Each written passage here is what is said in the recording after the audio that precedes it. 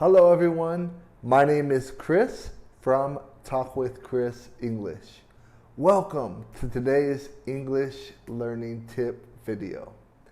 Today, I hope that this video will help you in your English learning journey. Today, our topic is going to have two words that are commonly misused or misunderstood in the English language. And they have different meanings when they are in the English spoken language compared to when it is written English. Alright guys, so today we'll have a topic of our two words from adverb frequencies and adjectives. Alright, so the words are every day and every day. The first one that we said, they have every and day that is split up. Every day is something that describes how often we do something. All right? So in those words, we call them adverbs of frequency. Again, if you don't know adverb frequencies, they are sometimes, always, never, usually, every day. Okay? So we want to have those two words broken up every day. All right? Let's use it in an example. I go to the grocery store every day. Okay? Again, I go to the grocery store every day. All right, guys. Now, I will go over the second one, which is every day. Okay? Every day is not broken up into two different words.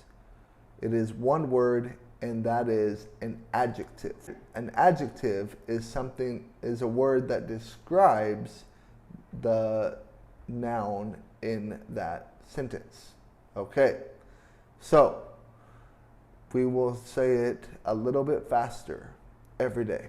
All right? An example of every day could be, I go to the grocery store and see yellow bananas every day. Okay? So every day in this is used more as something that is common, right? Something that is not unusual, right? It's casual. So we also have an idiom that we can use in this that is a run of the mill. All right? A run of the mill. A run of the mill. A run of the mill is an idiom that talks about how common something is, right?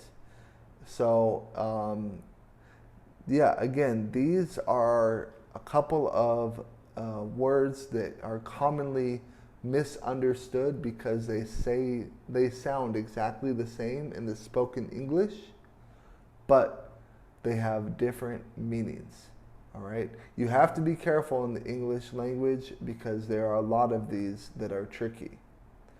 I hope that you like this video and that in the future you will learn English through these videos and gain something new as soon as you watch it.